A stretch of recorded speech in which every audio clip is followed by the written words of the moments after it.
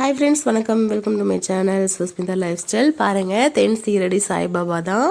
நம்ம தமிழ்நாட்டில் இவ்வளோ பிரம்மாண்டமாக சாய்பாபா டெம்பிள் இருக்குன்றது நிஜமாவே எனக்கு தெரியாதுங்க.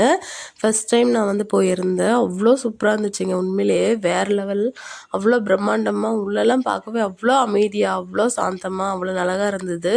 யாரெல்லாம் தென் சீரடி சாய்பாபாவுக்கு போயிருக்கீங்க அப்படின்னு சொல்லுங்கள். யாரெல்லாம் போகணுன்னு நினச்சிருக்கீங்கன்னு முடிஞ்சால் டைம் கிடைக்கும் போது போயிட்டு வாங்க. நியர்பை தான் சமயபுரம்.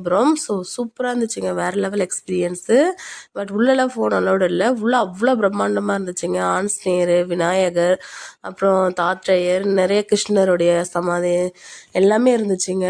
நம்ம சாய்பாபா வந்து வேறு லெவலில் இருக்காங்கங்க உள்ள. உண்மையிலேயே தென் சீரடி சாய்பாபாவில் வந்து இந்த அளவுக்கு பிரம்மாண்டமாக இருக்குன்னு நான் எதிர்பார்க்கல. நான் ஆக்சுவலாக இது ஷீரடி மகாராஷ்டிராவில் தான் இருக்குதுன்னு சொன்னாங்க.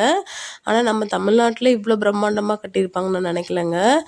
20 ஏக்கர் நிலத்தில் 50,000 சென்ட்டு ஸ்கொயர் ஃபீட்டில் வந்து கட்டியிருக்காங்களாம். அவ்வளோ சூப்பராக இருந்துச்சுங்க. உண்மையிலேயே யாரெல்லாம் போயிருக்கீங்க அப்படின்னு சொல்லுங்கள். அவ்வளோ சாந்தமாக இருக்குதுங்க.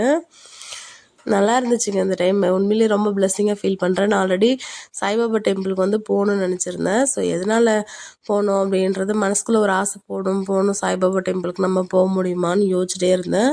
பட் அன்ஃபார்ச்சுனேட்லி எனக்கு வந்து இது நம்ம தமிழ்நாட்டிலே இருக்குன்றது கடவுள் எனக்கு வர வச்சிருச்சு. ஸோ ரொம்ப சந்தோஷம்.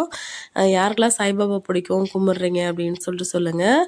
எனக்கும் சாய்பாபா, சாய் சாமிக்கும் எனக்கு ஒரு சம்மந்தம் இருக்குது. என்னென்னா, என்னோடய ஃபஸ்ட் டெலிவரி என்னோடய பாப்பா வந்து சாய் ஹாஸ்பிட்டலில் தாங்க பிறந்தாங்க. ஸோ அதனால் ரொம்ப பிளெஸ்ஸிங்காக ஃபீல் பண்ணுறேன். சாய் ஹாஸ்பிட்டலுக்கும் சாய்க்கும் என் பாப்பாவுக்கும் ஸோ ரொம்ப கனெக்ஷன் இருக்குது.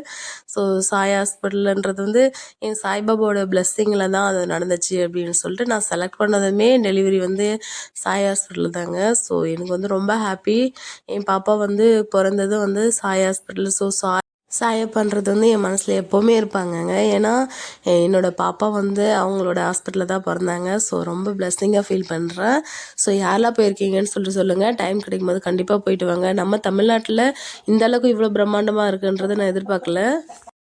உண்மையிலே ரொம்ப பிளெஸ்ஸிங்காக ஃபீல் பண்ணுறேங்க. ரொம்ப ஹாப்பியாக இருந்துச்சு. உண்மையிலே நான் வந்து ஷீரடி சாய்பாபா வந்து போகணும் அப்படின்னு ரொம்ப ஆசைப்பட்டேன். பட் தமிழ்நாட்டில் இந்த அளவுக்கு இருக்குன்றது நான் எதிர்பார்க்கல.